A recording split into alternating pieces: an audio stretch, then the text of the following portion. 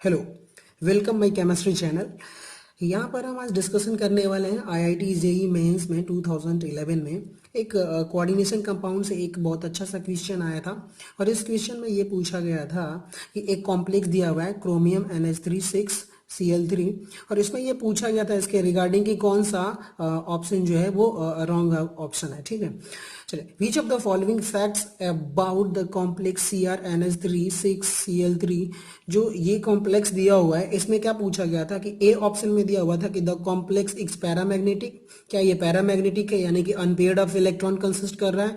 दूसरा B option दिया हुआ था कि the complex gives white PPT with the silver nitrate solution, क्या ये इसमें अगर AgNO3 डाले तो क्या व्हाइट पीपीटी आएगी। और जो सी ऑप्शन दिया हुआ था कि the complex involve D2sp3 hybridisation is octahedral in shape, यानी कि क्या ये इनर हाइब्रिडाइजेशन दे रहा है।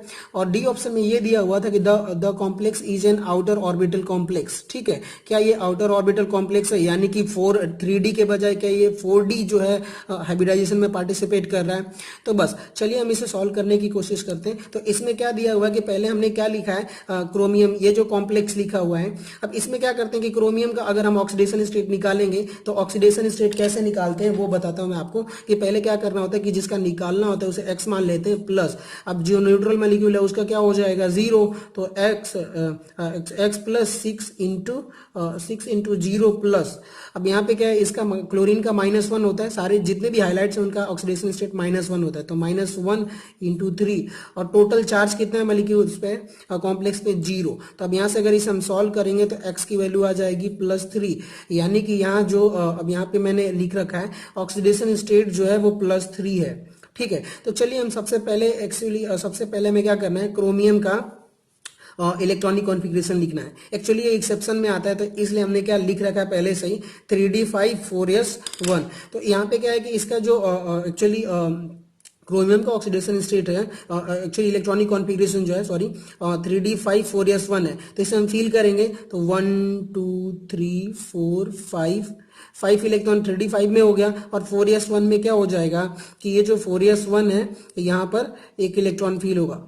ठीक है, अब यहाँ पे ऐसे ही क्या करना है कि अब जब जैसे ही हम देखें, अब इसमें क्या होता है कि एक्चुअली ये कॉन्फ़िगरेशन तो होगा नहीं कॉम्प्लेक्स में, क्योंकि कॉम्प्लेक्स क्या है ऑक्सीडेशन स्टेट जो है Cr3+ है, यानी कि ये अब इस किस फॉर्म में एग्जिस्ट करेगा, Cr3+ फॉर्म में एग्जिस्ट करेगा, यानी कि क्या कर दिया ये 3 इलेक्ट्रॉन जो है वो लूज कर देगा। ठीक है, अब 3 इलेक्ट्रॉन लूज करेगा तो कहां से करेगा, आउटर मोस्ट सेल से लूज करेगा, यानी कि एक इलेक्ट्रॉन यहां से निकलेगा 4s से और 2 इलेक्ट्रॉन कहां से निकलेंगे, यहां से निकलेगा। ठीक है, तो अब जैसे ही हम क्या करेंगे कि अब देखो 3 इलेक्ट्रॉन निकालेंगे तो क्या हो जाएगा कि अब 6 इलेक्ट्रॉन टोटल है, 3 निकाल देंगे तो कितना बचा 3, यानी कि 3 इलेक्ट्रॉन आप फील कर दो। तो अब हमारा कॉन्फ़िगरेशन क्या हो गया 3D3 हो गया। ठीक है, क्योंकि 6 इलेक्ट्रॉन से 3 इलेक्ट्रॉन तो निकल गया, तो 3D3 और यहाँ पे क्या हो गया 4s 0 हो गया, 4p 0 हो गया और 4d भी 0 हो गया। चलिए अब समझने की कोशिश करते हैं यहाँ पर कि ये तो हमारा कॉम्प्लेक्स हो गया। ठीक है, अब पूछा गया है, अब इसमें दिया हुआ है NH3 जो है, NH3 जो है वो स्ट्रॉन्ग लिगेंड है। ठीक है, क्या है, स्ट्रॉन्ग लिगेंड है, यानी कि अब ये क्या करेगा कि ये जो इलेक्ट्रॉन है ना इनकी पेयरिंग कर देगा। समझ में आ गई बात, ये जो इलेक्ट्रॉन है क्या कर देगा, इनकी जब पेयरिंग करेगा तो एक्चुअली ये अब ये ऑर्बिटल जो है ऐसे ना होके ऐसे हो जाएगा। ठीक है, 1 2 3 4 1 5। ठीक है, अब यहाँ पे क्या हो गया कि ये जो 3D है 3 है, अब ये इलेक्ट्रॉन में अमोनिया स्ट्रॉन्ग लिगेंड है, तो ये इलेक्ट्रॉन कहाँ चला जाएगा जंप करके, यहाँ चला जाएगा। तो अब यहाँ पर क्या हो गया, ये ऐसे हो गया। अब ये इलेक्ट्रॉन अब इससे तो कोई पेयरिंग कर नहीं सकता क्योंकि कोई इलेक्ट्रॉन बचा ही नहीं, तो इसलिए क्या हो गया एटलीस्ट 1 अनपेयर्ड इलेक्ट्रॉन रह जाएगा। समझ में आ गई बात, 1 जो है अनपेयर्ड इलेक्ट्रॉन हो जाएगा। अब इस कॉम्प्लेक्स में अगर एक अनपेयर्ड इलेक्ट्रॉन है यानी कि ये कैसा कंपाउंड हो गया, पैरामैग्नेटिक कंपाउंड हो गया कि नहीं हो गया।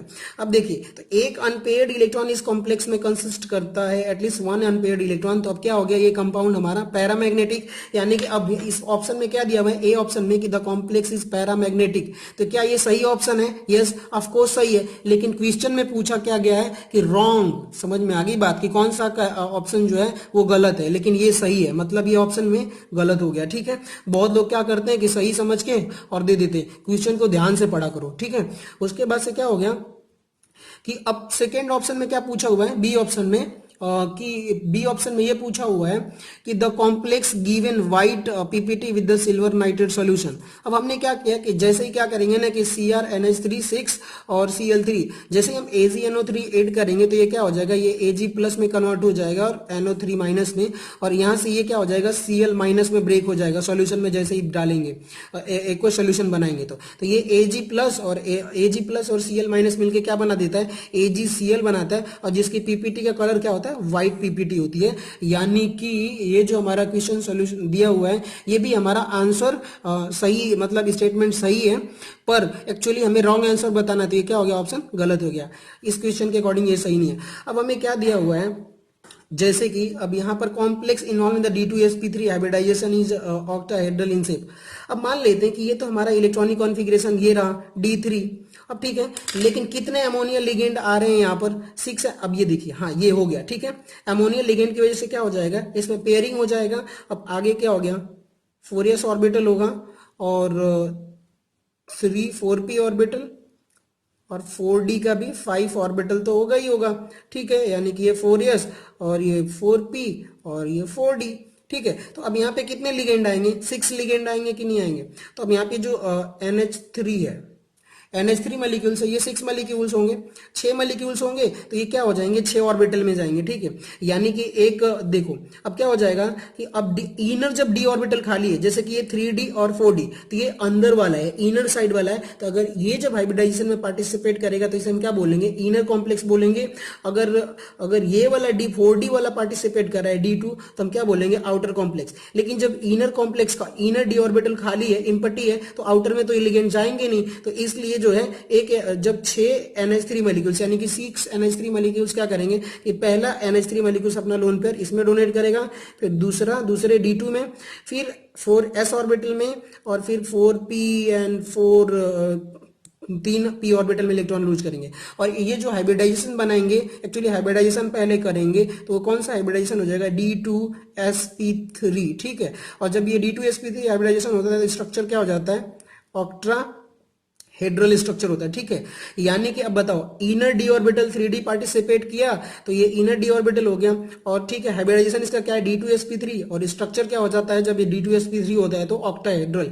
यानी कि यहाँ पर जो दिया हुआ है ऑप्शन में कि the complex involve D2sp3 hybridisation is octahedral in shape, यानी कि ये ऑप्शन भी हमारा क्या हो गया, सही ऑप्शन है, मतलब क्वेश्चन थियरी के अकॉर्डिंग, पर ये वैसे तो गलत हुआ। अब यहाँ पे पूछा फोर्थ ऑप्शन, डी ऑप्शन में दिया हुआ है the complex is an outer orbital complex.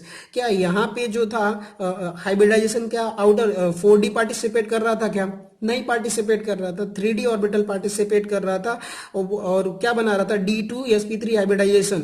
यानी कि ये कौन सा हो गया, इनर ऑर्बिटल। अगर आउटर ऑर्बिटल पार्टिसिपेट करता तो क्या बन जाता, sp3d2, तब ये 4d पार्टिसिपेट करता, लेकिन यहाँ पर क्या हो रहा है, D2sp3, यानी कि जो हमारा है the complex is an outer orbital complex, लेकिन एक्चुअली में है क्या, इनर ऑर्बिटल कॉम्प्लेक्स। इसलिए जो हमारा करेक्ट आंसर होगा वो डी ऑप्शन होगा, ठीक है। अब थैंक यू फॉर वॉचिंग, ऐसे ही क्वेश्चन देखने के लिए, और कोई भी अगर डाउट हो इसके रिगार्डिंग तो कमेंट सेक्शन में कमेंट करें और subscribe my channel. Thank you for watching.